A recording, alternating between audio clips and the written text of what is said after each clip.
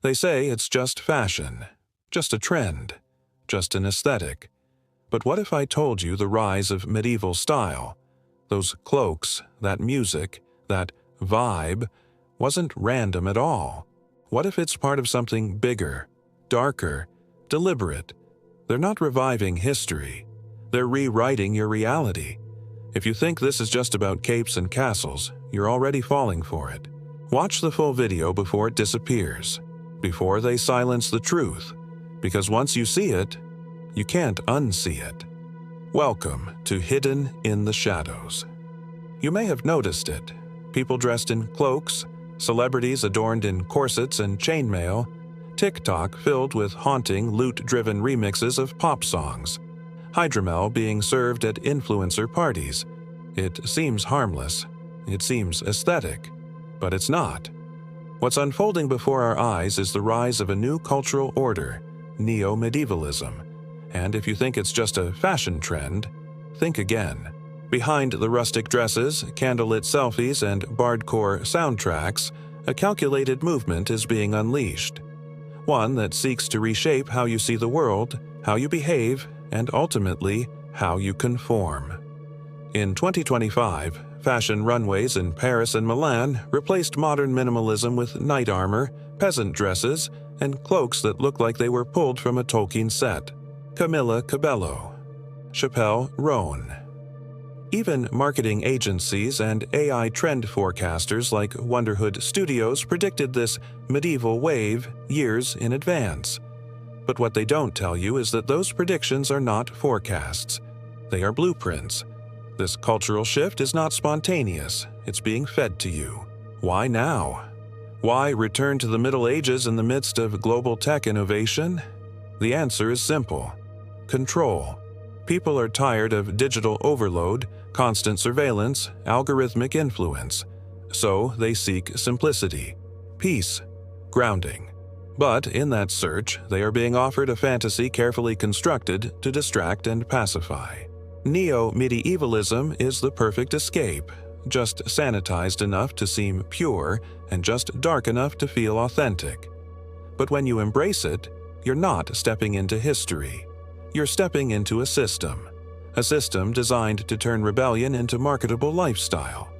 Ask yourself, why are billion-dollar brands suddenly investing in medieval aesthetics? Why is the music industry backing bardcore playlists?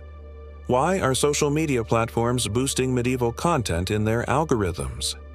Because it works. It makes you docile, romantic, less questioning, more receptive to simplified hierarchies. When you idolize the past, you stop demanding progress. And while you laugh at a meme of a medieval frog drinking ale, your data is being harvested. Your tastes are being mapped.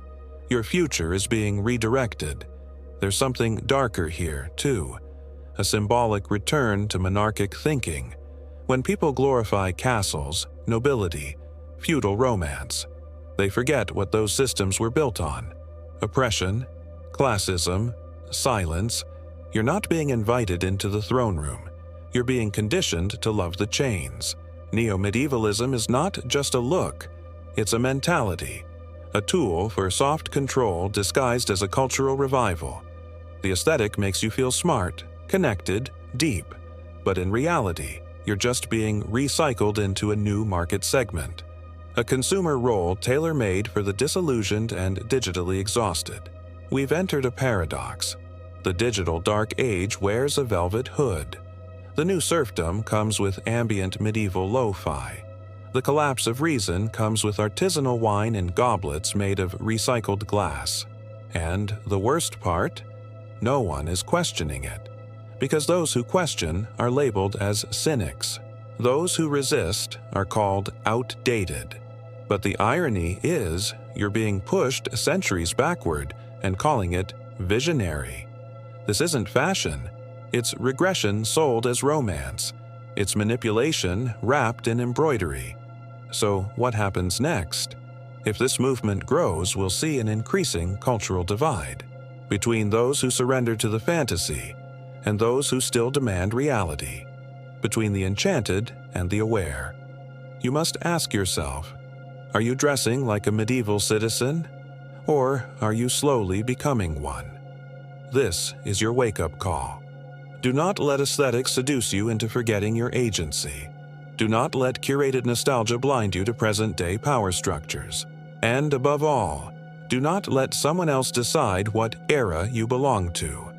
If you're still listening, you've already broken the first spell. Now share this with someone else who hasn't, because the new dark ages are not coming. They're already here, and they look beautiful.